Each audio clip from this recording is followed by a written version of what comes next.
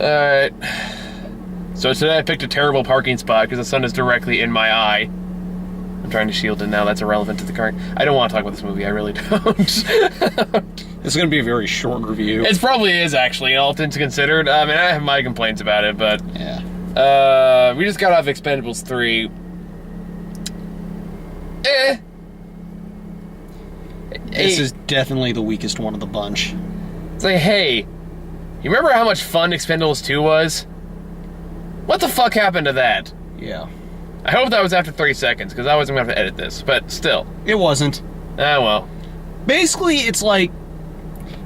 It decided to kind of go back to Expendables 1, except cut out, like, any of the interesting things.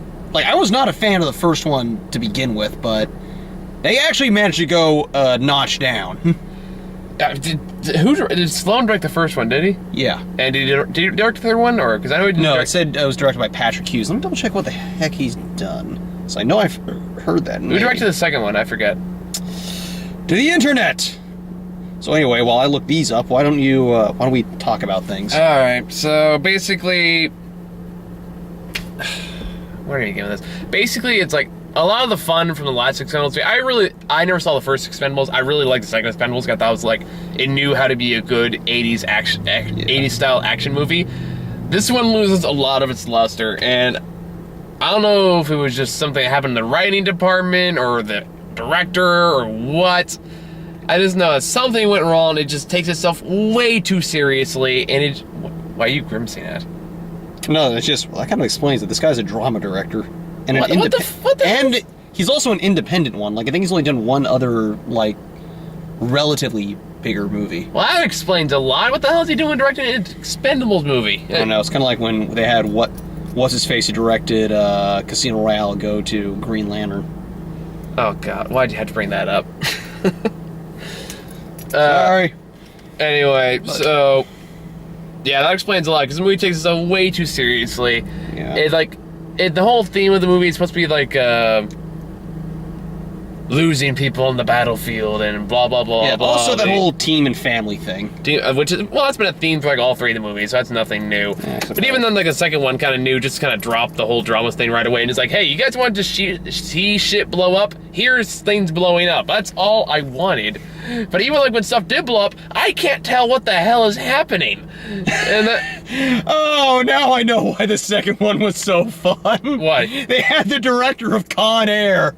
Is there a reason he didn't come back for the third one? Because he's an asshole? I don't know. It's Lower like, budget? I don't know. It's like they lost a lot of their actors in this one too, because I know like this one had the most production issues, I believe. Like we had the whole thing with Bruce Willis. That happened. Like, got like a lot of the older actors who were the ones got cut out. And it's like Bruce Willis got greedy. Then why'd you only use Terry Crews and Jet Li for all of 5 seconds? I know, like Terry Crews will do anything. I love Terry Crews. I know. Like, but no, he gets like shot in the beginning, then we don't see him again to the end of the movie. It's like, no. Also, why is it that when he gets shot in the ass, the bullet came out his chest? No, actually, he missed. He got shot in the back. He got shot in the back instead. They show the bullet wound in the back, not the ass. I know. No, I know, but it's like you notice that the aimer's there. You see, that's where it explodes. But then when it cuts, I'm just gonna assume he missed. Or maybe they cut out that third shot. Maybe, I don't know. I think he just missed, but. You'd be surprised, like, if we're gonna analyze every nitpicky thing about that, we're gonna be here a long time. Yeah. Because there's a lot of things we can nitpick the shit out of in this movie. But yeah, so it's like, that is an example of one of the problems. Like, they knock out the fun ones. Yeah, it just takes itself way too seriously. That's what really kind of bothered me. Because, like, for example, like, it has the whole drama thing with Stallone, and he has this other thing like, I don't want to see any more of my friends die. And and he cuts, and this is my most annoying pet peeve plot thing of anything. Ghostbusters 2 did it, and I hate when they did it too, was, I'm disbanding the Expendables, you all go home now. But obviously you haven't rolled credits, so obviously not the end of the movie. Yeah, so we know they're gonna get back together, so why are we wasting our time on this obvious filler? So we can get the obnoxious new people in there. None of them are likable. That's not true. Which, Well, that's a technicality. He's the secondary new one, but we'll get to that later. okay, yeah, he doesn't count. He made the movie. He doesn't count. Not like the Young Bucks, who I don't recognize any of them from anything. So. The only one I know is Ronda Rousey, the woman. She's an MMA fighter. Who's terrible in this. Can't act out of a paper bag. I know she didn't bother you as much as she did me. Like, she was still not good, but she wasn't the worst. Like, I still say that goes to David Ortiz, the guy who had the explosive gun. He was pretty bad too, but he didn't have as many lines as she did. Yeah, but the lines he did have were still worse than the... So it's a matter of crapulent quality versus quantity crapulence. Sorry, crapulent quality versus crapulent quantity. Try saying that 5 times fast. Oh, I can't. No, this means like, no, you just say way more of the... I didn't like any of them. I thought they were all just obnoxious tools.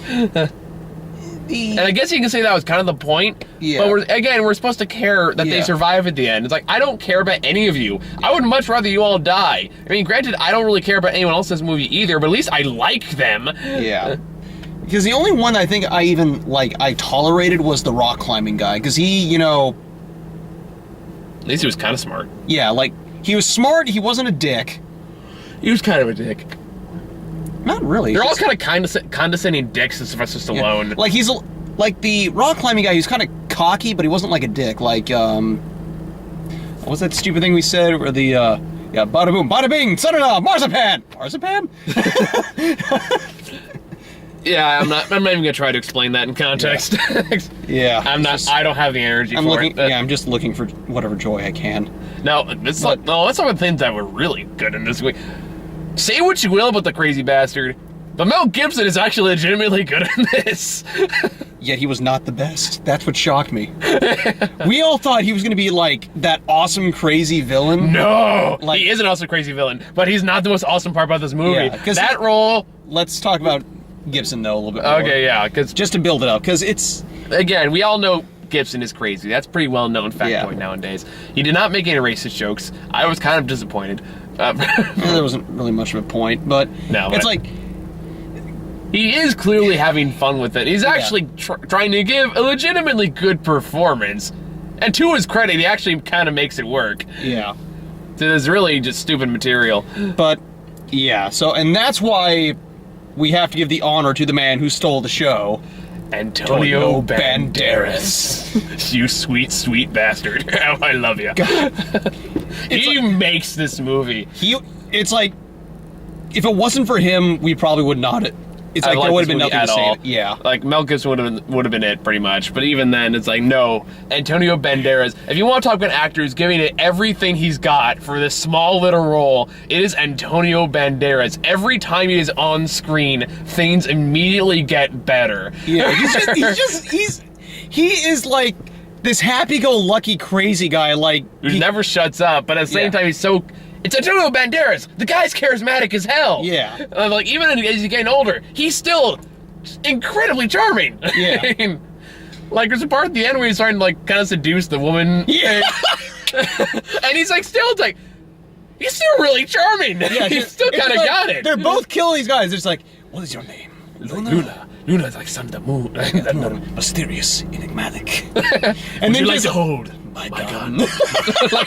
As sexy as he can. And it's like, yeah, that would work on me. I'm not gay, but I'm also cutting my sexuality. He goes, yeah, I would totally go for that. Unlike a couple characters, apparently. Oh, yeah. That kind of came out of left field, but... oh, yeah, apparently in this Expendables universe, Schwarzenegger and Jet Li are together. Yeah, and the director confirmed it. Okay. Yeah, it's just like... Doesn't add anything, but there it is. It's one thing, just like, it was just there. It's like... Huh. It's like, okay. Makes you... Yeah. I'm trying to let my imagination take hold of Schwarzenegger, but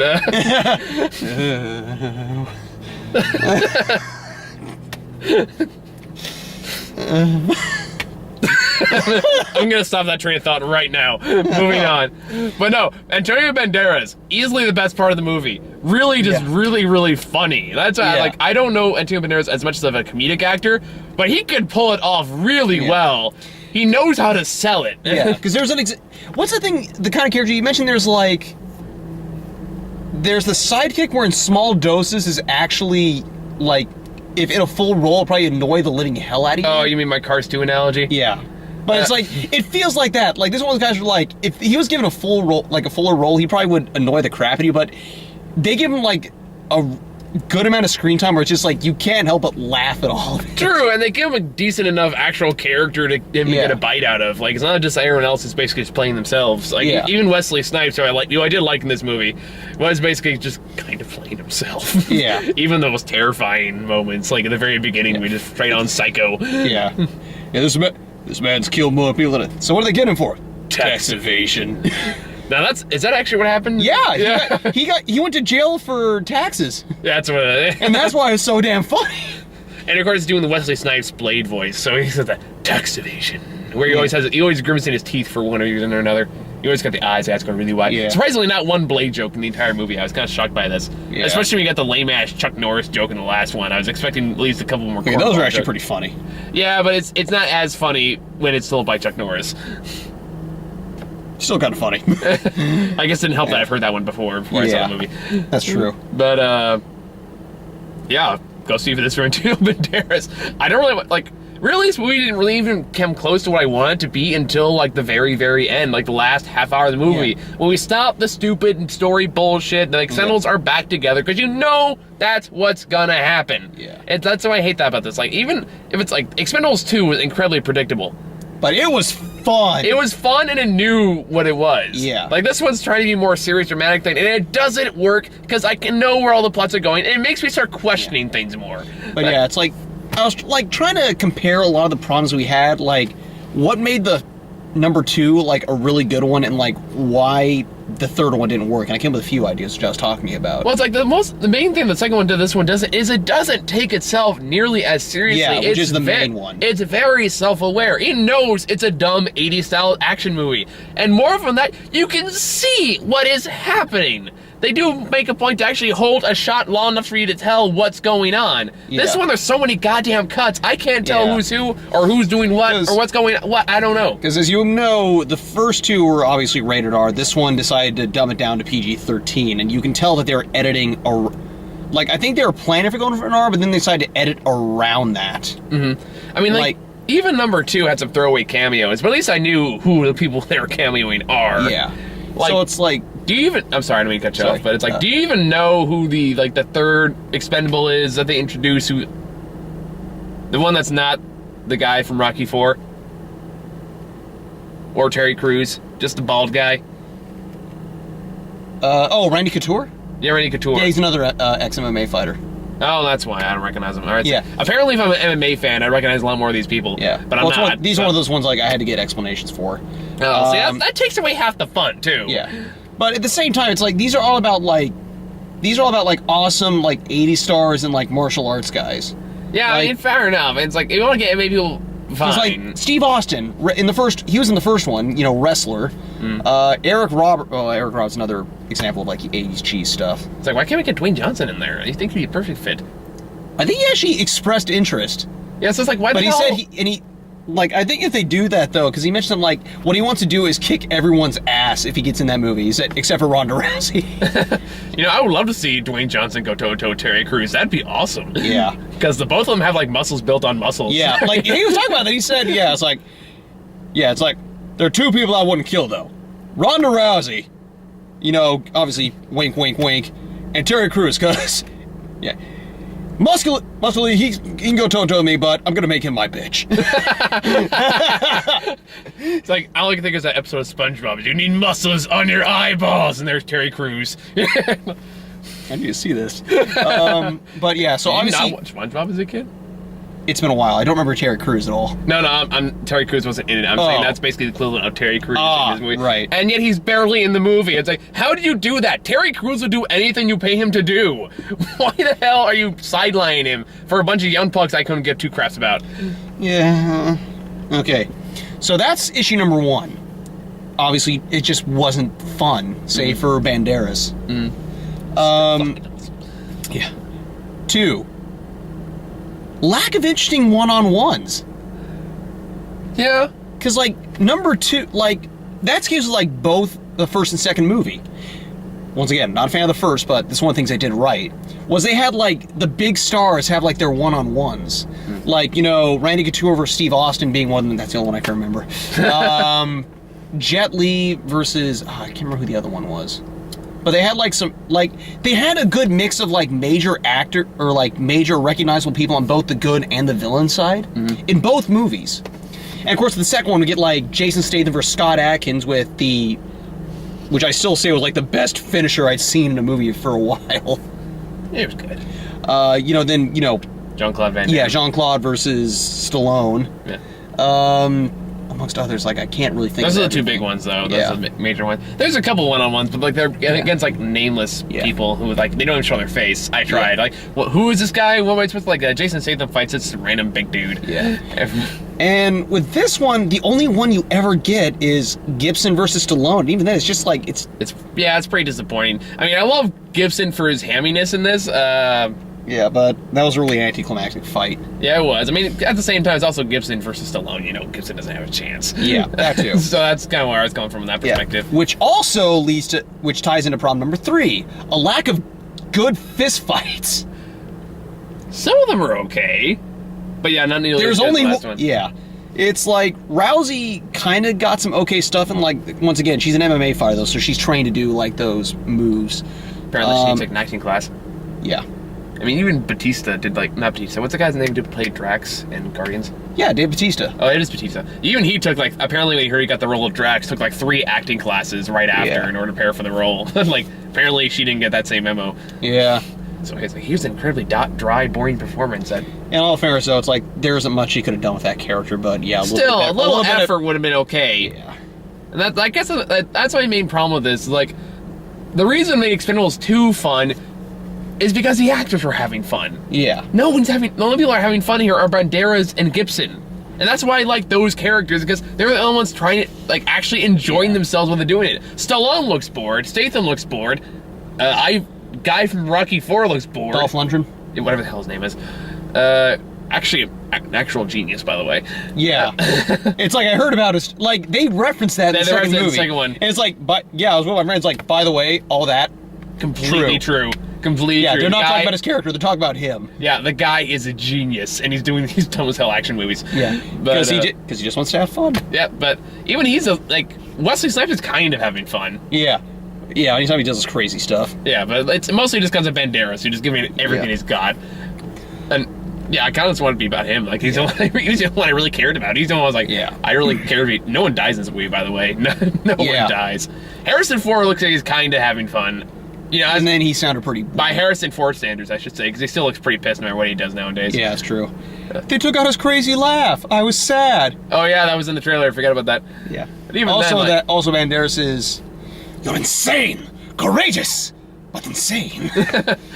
Still, then again, he had enough good stuff. No, he had enough. He had plenty more to make up for it. So, like, the part when they're on the plane, I thought was hilarious. When he started telling all the stories of the guys, and the guy goes, it's going to be a long flight. He goes, yes, it's going to be a long flight. But don't worry, I am here.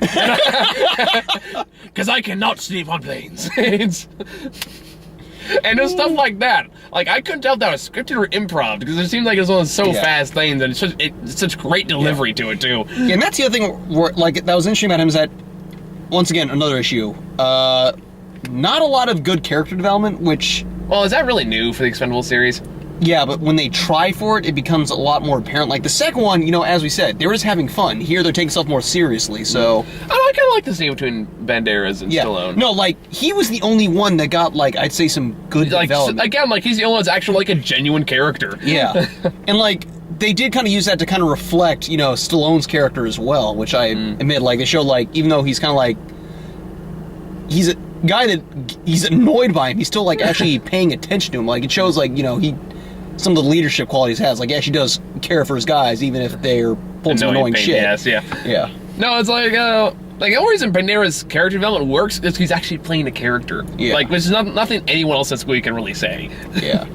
And the last issue, I think, yeah, you and I agreed on this. The lack of practical effects. and a very heavy abundance on CGI. And it's not even good CGI. That's the thing. Like, it's really obviously fake. And it's like a lot of the ones made other ones so cool too. Is like a lot of it was practical effects. I mean, granted, I can understand why they want to dumb down the explosions, so not to hurt those later any more than they already have. Yeah. But at the same time, I was like, that's part of the fun. I came here to see explosions, not CGI. I mean, even the Dark Knight blew up a fucking building. So. And a football field. And a football. Well, the building was real. I don't know about the football field. Well, that was CG, but at least they made it look convincing. But again, that had a much bigger budget, in all fairness. But even then, it's just like... Even then, Dark Knight still blew up a building for real. Like, it wasn't CGI. I'll say, but even then, it's just like the simple things in here, the CG looked pretty crappy. Yeah, no, like, even like just simple smoke looked really fake. It looked right out of like a fucking action game, like Metal Gear or something like that. But it looked like a video game, and it was really distracting whenever it came up. And it's like, that takes away half the fun. If I can tell it's fake, that defeats the point of an 80s action movie. Yeah. I don't care if you have Arnold Schwarzenegger say get to the chopper once or twice. I mean, I kind of like that because I loved Predator and Commando, but or also the I lied. I lied. No, that was pretty much a direct Commando reference, but I mean, I love Schwarzenegger, so it's one of those things. Anything with him, and I'm okay with it. Even he's getting old. Even he's old now. But yeah, it's just. So I got bored more often than I'd like, and like I said, that's time I enjoyed myself is when they were all together and they were starting to have a little fun with it. And that's when I enjoyed the movie. But there's so much of the time just so dry and so boring. Yeah. And the talent and the actors and the writing is not skilled enough to pull off a convincing drama. So it's like you're wasting my fucking time. Yep. Let's see what else. That's really about covers it. Also, this movie goes on way too long. Oh yeah, it's 2 hours. It's over 2 hours long. Half it's spent on the yuppies again, who I couldn't stand from frame one. It's like I can't even remember all. There was like the guy who had the authority issues, the rock climber, the special weapons guy. Oh! Oh yeah, where it's like, here's a guy who's like weapons expert. Here's a big explosive gun that you'll never see used at any other point during the entire rest of the movie. Which pretty much explains the entire movie. A lot of teasing without actually delivering. So like Jet Li, relegated to an even weaker cameo than the second one. Oh yeah. The special awesome weapons wasted. Oh, excuse me. And, I mean, yeah, just like some of the other cameos, just like, they're kind of there and gone. I mean, like, the Expendables 2 did that too, but at least Chuck Norris shot some stuff where he's kind of like, okay, I'm done, where's my check? Yeah. And he actually did something, and, as I said, I enjoyed that Chuck Norris joke just because it was freaking Chuck Norris. Yeah, I don't know, it felt it's like, that Chuck... I know we're talking about Expendables 2 now, but fuck it. Like, the problem with that I had was, like, it's like when you have this awesome trend when you're a kid, and you tell all your friends make all this joke, then your parents start making those same jokes, and it's like, something not as funny. Fair enough. That's kind of what let's see, when Chuck Norris, it's a Chuck Norris joke for me. But, yeah, it's like... Wait, do you have anything else to say? I mean, we've pretty much covered all the major point. It's like, yeah, we've said everything, it's just, it's boring, it lacks a lot of the stuff that made it like a good. The others like, to good, referential '80s stuff. Antonio Banderas makes it worth a rental. Yeah, that's how good he is in this movie. Like he's absolutely worth a rental. Like he was the one thing that I'd say really saved this movie. Mm-hmm. And yeah, it's just that PG-13 rating, like the lack of actual carnage, and the fact that they were clearly editing around it didn't help at all. It's just. It's very disappointing. Yeah. Seriously, just watch Expendables 2. Maybe number 1, but for certain I'd say number 2 is your best number 2, bet. Yeah, that's about easily best of the bunch. Even though I didn't see the first one, I can already tell you the second one's better. It is. But if you're desperate, just rent it at like a Redbox or Netflix when it eventually gets on there. I'm sure it will. Or find this thing like a $5 matinee. Or that. I wouldn't even pay $5 to go see it in theaters. But just fast forward to the Antonio Banderas scenes. You'll have fun. Just make that the whole movie. It'll chop it down in 20 minutes. So yeah, I guess moving on to trailers then. First off, you got Hunger Games Mockingjay Part 1, because it really needed 2 parts. I like the second Hunger Games. I thought it was pretty good. I wasn't a big fan of the first, but I really liked the second one. I liked the first one too. I mean, I didn't like shaky cam. It was decent, but like it I felt like it wasn't as good as everyone was saying, but the second one I thought improved in almost every way. I liked the social commentary in the first one. I liked the concept. Yeah. I liked that it was more adults for a young adult movie. Yeah. But yeah, the second one was definitely better. Although I felt my problem with the second one was that I felt like the concept of the Hunger Games themselves wasn't as impactful because they were all pretty much adults at that point. Yeah. And that kind of took away the whole cruelty of the whole process thing. But yeah. Either way, yeah. So I don't know. It looks like it's basically just a rebellion movie now. So I don't know. We'll see. Hopefully the characters are strong enough to actually make it work. That's kind of the big worry. Yeah. As long as they keep the development going on they have from the second one, I think we'll I mean, Jennifer Lawrence is a great actress. Yeah. No matter what way you put it, she's great. So it's like, and Philip Seymour Hoffman, may rest in peace, was always incredibly talented. So yeah. Let's hope that pays off. Mordecai, the one I didn't even know this was happening until I saw this trailer. It's like, this is a thing? Okay, cool. As Johnny Depp playing basically Monty Python. Yeah. It's like, I remember at first I was joking like, this better not basically be a Great Gatsby sequel. No, it is, as you said, it's like, imagine if Great Gatsby was written by Monty Python. Yeah.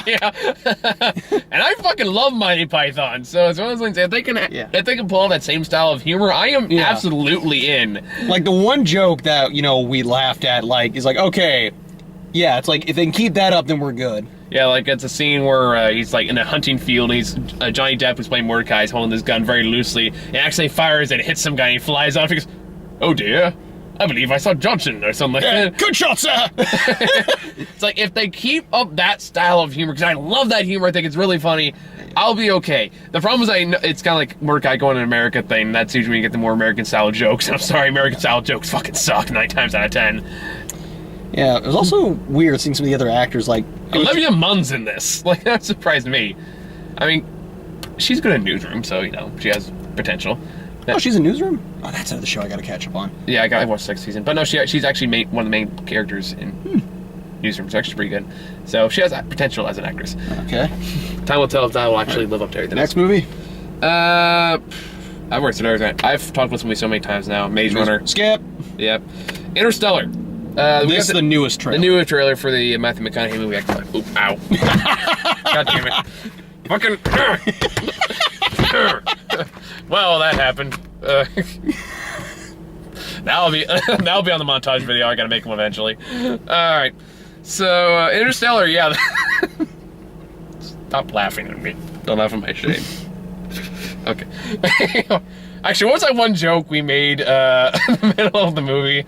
Or like when they inevitably get back together, and Jason Statham's like why'd you come back? And Jason Statham goes, even morons need friends. I leaned over. It's like, that's why we're friends. And then I go back. It's like, yes, I knew you needed one. And I was like, started sobbing silently in my chair. Nobody knows. Anyway, so Interstellar. Yeah. If I can tell where the hell this movie is going, I'll be curious. It looks like an intriguing project. It's like, it's kind of like I have no idea where it's gonna go. So it's one of those things. I'm assuming it's gonna be like, not necessarily finding a new planet, but they're probably gonna end up pulling off either like 2001 Space Odyssey or do some like weird time travel thing. It does look like they're going for a Space Odyssey feel. Hopefully it's probably gonna have some kind of environmental message, I'm sure. Yeah. But I don't know. I actually like McConaughey now, so I'm optimistic. Yeah. And there's another movie I didn't hear about. Fury. Ironically, I saw not ironically, but funny enough, I saw the trailer for that earlier today, too, when I saw Lucy. Oh, you saw Lucy today? Yeah. Oh, I thought you saw it earlier. Yeah, is that earlier today. Well, I thought I mean like a couple days ago. I didn't mean... No. Is that why you were at the mall so fucking early? Yeah. Oh, okay. I was wondering why you were there like an hour before the movie actually started. No, I mean, I saw it in a different place. Oh, okay. I got here just to beat traffic, because freeway sucks. Fremont, yeah. That's nasty. Well, I was in San Jose, thankfully, but even then, it's like 87 is like one of the worst highways to deal with. 80 is worse, but yeah, we're getting off topic. Fury. It's an army movie. I really don't have anything to say about it. So. I'm mostly interested because it's the guy who did Training Day and End of Watch. Didn't see either one of them. So. I know Training Day because I've seen all the parodies. Yeah. End of Watch was good. I mean, it had its issues, but it's still a pretty decent like cop movie. Also, pretty good cast. I mean, Brad Pitt's kind of one of those actors, like, aside from, like, Fight Club, there's no movies I would think of, like, oh, Brad Pitt was amazing in that movie. Yeah. Brad Pitt's, like, he's a capable actor. When I think of a movie that he's in, I think he wasn't great, he wasn't terrible, he was just capable. Kind of like, he's a slightly higher up version of Brendan Fraser. By the way, what is he doing nowadays? Stuff. Alright. Yeah. And last one, I'm excited for this one, except there's one part I'm worried about. Sin City, A Dame to Kill For. I'm really looking forward to this movie. Mostly because I think Eva Green's going to be fantastic. Because I don't know if you saw 301 Dalmatians, but she was easily one of the best, not the best thing about that movie. Yeah, because I was told she's like that right kind of over the top. Right? Oh, she's amazing. I think she's one of the best characters of the year. And she was in a mediocre movie. At best, mediocre movie. So I think she's going to be great in this. She's going to fit right in. So I'm very glad that she's gotten this part. And of course, you got like Mickey Rourke and all the other guys in there. Yeah, it was Mickey Rourke, Josh Brolin, Joseph Gordon-Levitt. George Brolin's replacing... Josh Brolin? Josh Brolin, thank you. He's replacing... Johnny Depp. Johnny Depp, I'm talking to the guy in the first movie. Dwayne? Josh Hartnett? Yeah, the guy, I know someone's replacing Dwayne from the first movie. No, Dwayne was never in the first. Oh, who am I thinking of? I know I know someone aside from Michael Douglas that's obviously being recast, but... No, what happened was they initially had, Johnny Depp on board for the role, but then he had to back out, so they replaced him with Josh Brolin. Josh Brolin seems like a better fit for a Sin City movie, to be honest. Yeah. My one worry about this movie is that I've heard, I don't know if this is true, so if it is true, say something in the comments, that Frank Miller wrote a new story just specifically for this movie. Yeah. And that really worries me, because Frank Miller today is a terrible writer. I mean, god-awful. He writes some of his new stuff. I mean, I've watched The Spirit. That movie was awful. Yeah. And between that, like, All-Star Batman and all that shit, it's like, he can't write anyone nowadays. I don't know what the hell happened to him, but... He got too affixed on the grime. Yeah, and he just lost track of characters. But either way, as long as they base most of the movie on the original graphic novels, this movie's gonna be great. Yeah. I mean, Rodriguez makes great action movies. So, Machete to his side. But at least he's not making kids' movies. Yeah, although admittedly, first Spy Kids was pretty good. Did you see any other ones? Thankfully, no. Because I actually saw Lava Girl and Shark Boy. Don't ask me why. It was on TV. I was trying to avoid doing homework at the time. Fate worse than death. I couldn't tell what task was worse at the time. Even as a kid, I knew it was terrible. It's like, oh, this is awful. I can't stop watching it. It's like watching a train wreck unfold! Yay! Wait a minute. It's like watching a really terrible TV show and there's nothing else to watch. Like, wow, this show sucks. I'm gonna give it like 4 more episodes. That's what I call Glee in the 3rd season. I don't watch Glee, but by the way, just before someone calls me out, yes, I did steal that particular joke. But yeah, Expendables 3, Antonio Banderas is awesome, blah, and everything else. Gibson, decent, and yeah. Yeah, so there you go. Review over. So we'll be back later this week with Let's Be Cops.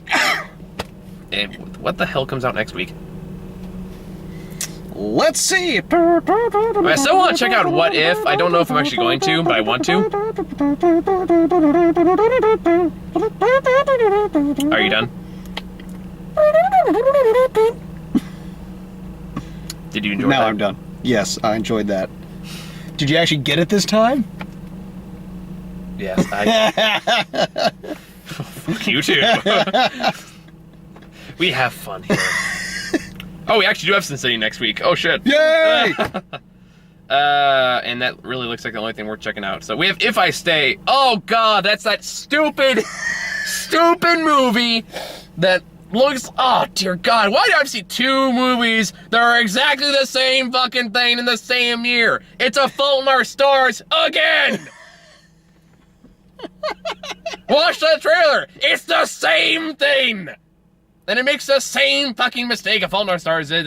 Oh, that one! Yeah, now I remember. No, it's yeah, it's like Fault in the Stars meets that crappy movie where the guy like gets beaten, left for dead, and he's like having that out of body experience. It looks so bad. Yeah, because it does that same shit that A Fault in Our Stars, and I'm sure I'll talk more about this. Now that I've gotten so openly angry about this, now I have to go see it. It does that same stupid shit where it shifts focus from the girl who has the more emotion, who not only the better actress, the better actor, but also has the more compelling emotional journey, but on the annoying douchebag boyfriend, as if somehow he's the most important person now. I'm sorry, I really hated that about A Fault in Our Stars. But, because, like, we have this talented actress wasting time on this fucking...